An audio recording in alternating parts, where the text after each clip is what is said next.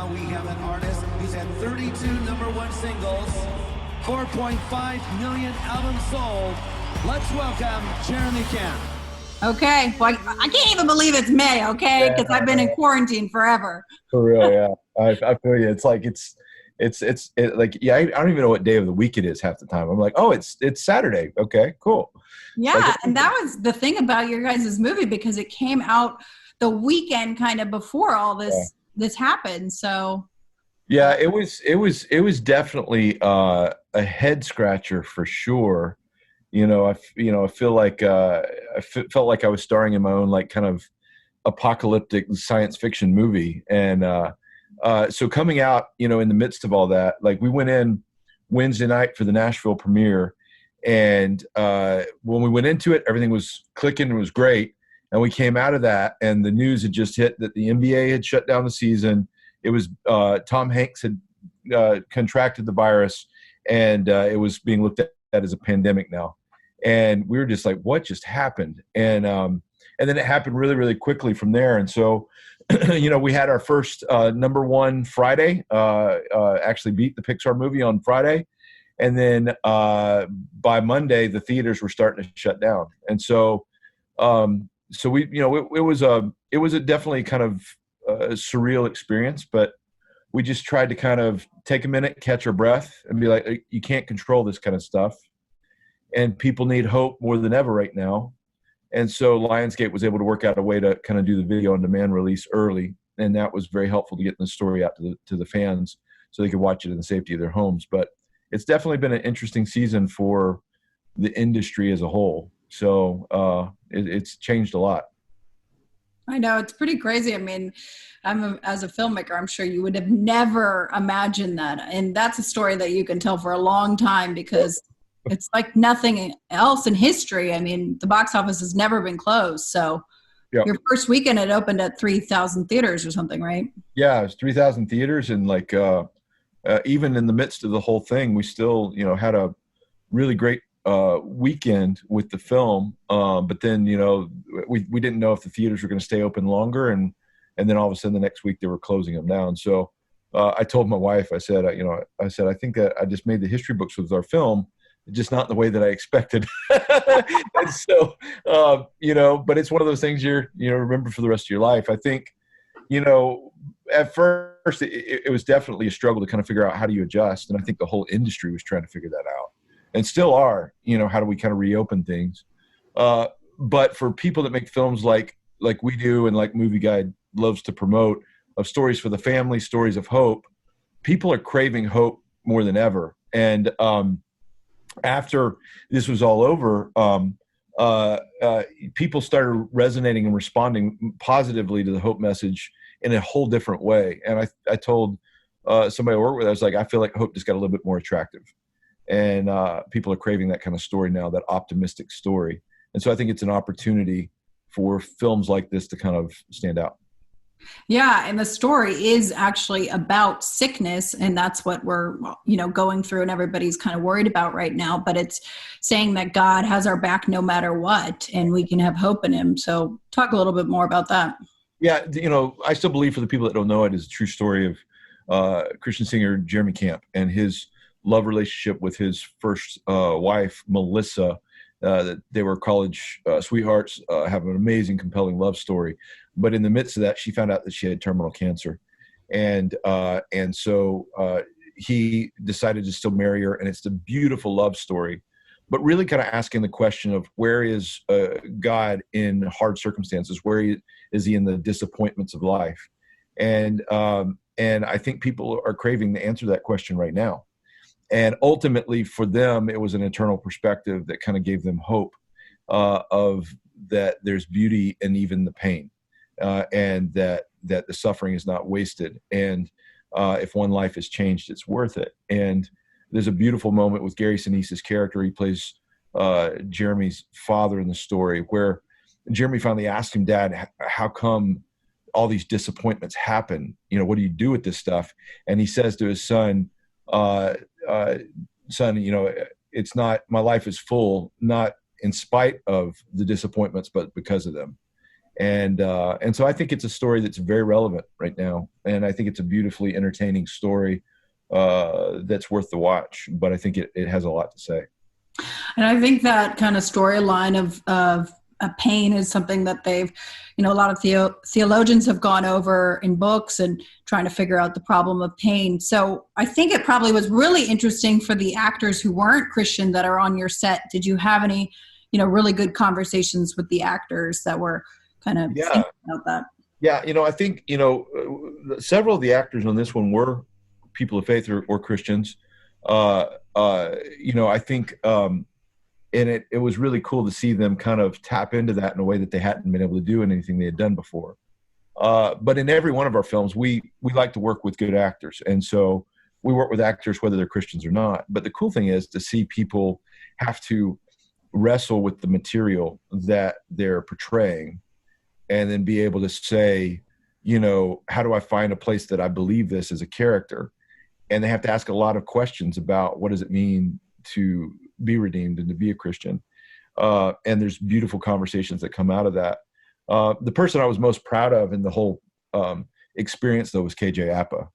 And so KJ obviously is on a, hit show of Riverdale and has, millions and millions of fans. And, but on this, he had been praying that God would give him an opportunity to do a product that would allow him to express his faith.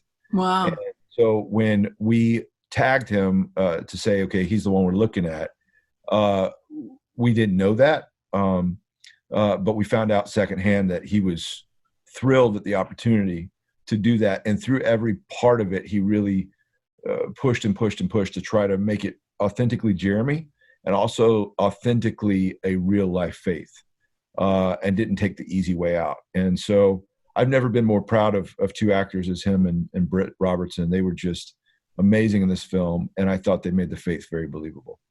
Yeah, I thought he did a great job. The two of them did a great job. And I was at the LA premiere, and it was kind of cool to see him because he seemed like he really connected with all of you guys as the filmmakers and with Jeremy. And it seemed like he had really, had a good time to just learn from them. And, Jeremy's story is such a, there's so much depth to it. And yet he has so much, if you meet him, his personality is so, encouraging and lively and happy. Yeah. So I love that about him.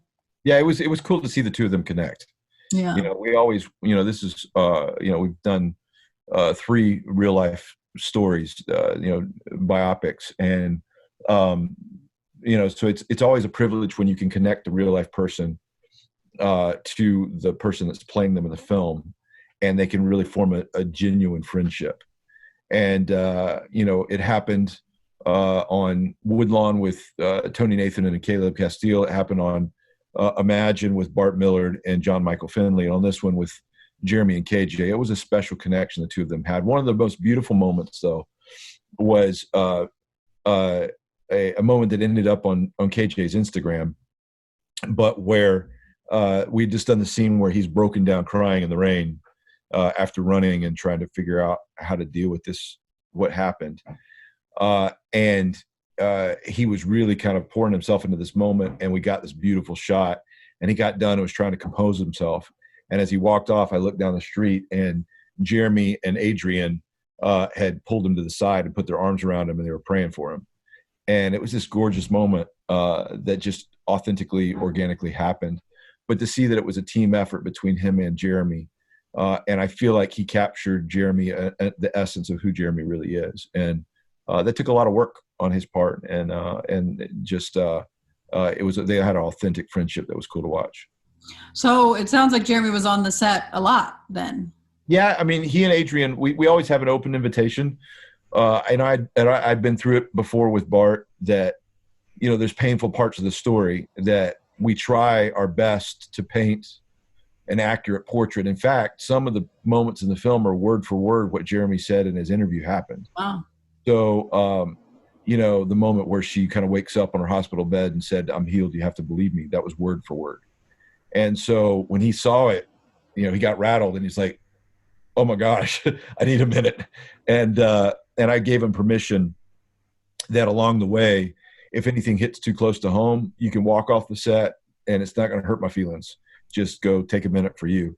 And he did that, but he fought through it to make sure, we were kind of capturing the authenticity of his story. And not only Jeremy and Adrian, but also Melissa's family was on set a couple of different times, especially her sister, Heather. And Heather's a firecracker. And she made sure to set me straight on several occasions to make sure the story was told just right. But it was a privilege. The biggest privilege for me was showing the film to Melissa's family for the first time, because they didn't know us that well going into it. In fact, we caught up with them later in the journey as we were kind of getting started and prepping for the film. And, they're very passionate about how Melissa was going to be portrayed. And so we went into the screening room at Lionsgate, and it was a pretty chilly atmosphere. We were on trial for sure. Like, if we're going to pass the test. And I just kind of tried to set them at ease and just said, nobody can capture the multifaceted, authentic beauty of who Melissa was. But my job today is to give you a reflection of who she was. Wow. And just kind of a glimpse in the mirror. And they watched the film, and we came back in the room, and I was sweating. I was in the other room like, I was like, this is, they're going to hate it. I don't know what's going to happen. I walked back in, and they're all in tears. And Melissa's mom, Jeanette, she looked up at me, and she, in tears, she said, that was my little girl. You got her. That was my little girl. And so those are badge of honor type moments where the real life people sign off, and they're like, you captured a glimpse of who they were. So. I cannot imagine for that family to be in there and experience that, over Jeremy to be viewing it, and because you guys did such a great job with it, that the emotions would definitely come back. So yeah, it's raw. We try to make it emotionally authentic. And as filmmakers, we kind of steal the Aaron Sorkin quote that doing a real life story or a biopic, it's not doing a photograph of somebody's life, it's doing a portrait. So obviously as filmmakers, you have to kind of sequence things right. You kind of have to combine characters and do all those tricks to kind of turn it into a movie. But we want it to be emotionally honest and have the scenes that are meaningful really happened. And we have to kind of make sure they feel real. And so it's a surreal experience when a real life person watches their film for the first time and they see somebody else portraying their story, and it feels like emotionally exactly like the memory, but it's a different person. So it allows you to kind of see things from a different perspective. And so because we fill in the gaps as filmmakers by painting a portrait. And so I can only imagine with Bart Millard, there was the scene where his dad smashed the plate over his head because they get in the fight. And Dennis Quaid portrays the scene, and John Michael Finley got up and stormed out of the room. Well, that really all happened in real life. Wow. But for Bart, his perspective of that scene or that moment of his life ended when he walked out the front door. But Dennis stayed in character, and in his shame, he kind of breaks down, kind of composes himself, sucks it all in, and then he, in his shame, starts picking up the pieces of the plate, trying to kind of being like, you see the how he feels like a monster. And Bart was over at the monitor watching that, and he said, I never thought about what my dad felt when I walked out of the room, the shame that he had to live with. And he said, I felt a little bit more compassion for the broken man that he was. And so it's cool to kind of fill in the gaps as a creative person for the people that, and when they watch it, it's cool. It's raw, but it's cool. Or yeah, they can process it and they'll see it in a different way even. That's exactly. Such an interesting story. So have you guys heard stories back from people who have been able to watch it during this quarantine COVID time? Yeah. It's, there's been a ton of stories. I think, the exciting thing about this one is it's really registered with younger people. And it's been exciting to see people engage with that. One girl said, watching the story made her realize how much she wants to be loved like that. Like she wants a love relationship like that kind of selfless love. And I think to portray a love story like this in a way that is real and authentic, and the chemistry is there, but to do it in a way that is so against type of what you see in most films and TV shows now, really to redefine love as this selfless thing instead of something you take, was beautiful. And I think to hear the people resonating that that's what love is. And so I've been excited about that. Obviously, it's always encouraging to hear about the people that have let that kind of spur them towards wanting to know more about what Christianity is and make decisions. We at the end of all of our films, we put that let's chat about faith in the 1-800 number. We've done that since Woodlawn. And, for Imagine, that hotline got over 100,000 calls around the world. Wow. And so it's been exciting to kind of hear the stories of people calling into that line and wanting more information about what it means to. The funniest story was the LA Times wrote an article about KJ that was it was a cover story for their calendar section, and it was a really nice, wonderful piece about KJ, really building him up. And the person that wrote it, she was very fair. I really liked it, actually.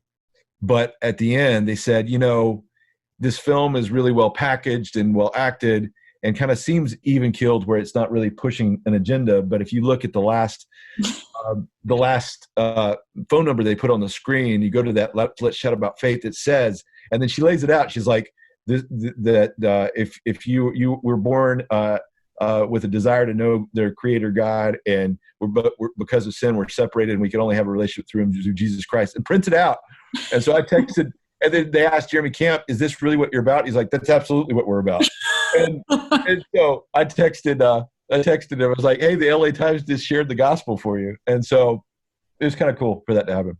Yeah, they were trying to probably maybe say it as a little bit. It was a gotcha moment, but Jeremy's like, that's absolutely what we're doing. Yeah, and I love that. I mean, that's like our whole purpose at Movieguide, and your guys' whole purpose, to tell people about Jesus. And, you're doing it in a story manner that people could really, get sucked in and understand the story and then learn from it. So obviously, I think that's awesome. And that's, what we live by our every day. So, yeah, it started, your dad's had a vision for that for so many years, and has been a champion that's pushed me and John towards excellence in that, of being like, how do we earn the right to be heard and to find a way to present our message in a way that's a well-crafted story, well-crafted film, but that is able to get the gospel out and to tell people about Jesus in a way that's real, that unites the family rather than divides it. And so I know that has been his stump speech for before I was ever in the industry. And it's been exciting to see the opportunities that come about for that to happen, and to have a studio like Lionsgate to really believe in it and put the money into it. And then other places that's happening with, Devon Franklin over at Paramount and the Kendricks at Sony. It's been exciting. And I think that we all champion each other, that these are the kind of stories that need to be told. And so, right now we're in a moment in time where there's a lot of uncertainty in the industry, but I think that stories like that are going to be the ones that rise to the surface coming out of this. Speaking about stories, can you tell us about your next project? Can you say that? No. Oh yeah. Well, yeah. Well, in theory, as soon as the world gets turned back on. So we've got a lot of them. The one that John and I are directing next is American Underdog. It's the Kurt Warner story. And it's going to be the biggest budget we've ever had for a film. And we get to go back to football. And so we're so excited about it. It's just such a beautiful story about a man fighting for his dream, but finding out that his real worth is in the man he is for his family. And as he fights for this family and this single mom that he marries, and she has a special needs kid, he said, I realize if I'm going to do this, that there's a bigger purpose. I'm going to fight for this family. And he goes from working in the supermarket to making it to the Super Bowl. And it's just a gorgeous story. So we're in the midst of working on that now. Incredible producer, Mark Ciardi, who's produced every sports movie from The Rookie to Miracle to everything else. Great stuff. He has come on to produce it with us. So that's the next thing that we're going to direct. And then we're producing Jesus Revolution, which is the story that kind of precedes Woodlawn about the beginning of the Jesus movement out on the West Coast. Beautiful story centering around a young Greg Laurie. And John Gunn, that directed Case for Christ, is directing that one. And John, I've been a fan of his for a long time. When I saw Case for Christ, I had just finished Woodlawn, and I called him and I said, I just watched the greatest faith film made, and that includes anything I've ever done. And so I've been a fan since then. And so he's got the reins of that one. He's got a script that's incredible. He's got a cast that's coming together that is going to be a great cast. So that one's going to be in production. And then we've got a couple documentaries we're working on. We want to continue the American Icon series that we did about Steve McQueen. We're working on one now about Johnny Cash. So, yeah, we're ready to get back to work as soon as they say go for it. So, yeah, right. hopefully sooner rather than later for all of us. It's like everybody's like, hey, we got to get back to work. So we'll see. Okay, so May 5th. Yep. They can find I Still Believe, and they buy it on DVD or streaming, or how? It'll be everywhere. So I Still Believe movie.com has info, but the it'll be on Blu-ray and DVD wherever movies are sold, Walmart, Target, Best Buy, wherever you buy them. And then it'll be out on all the streaming platforms for purchase, like the Apple Store and all that. So May 5th, enjoy it in the comfort of your own home, and stay safe. I love it. Thank you so much for talking with me. Hey, appreciate you, Evie. I always say hi to your family for me. If one person's life is changed by what I go through, it will all be worth it.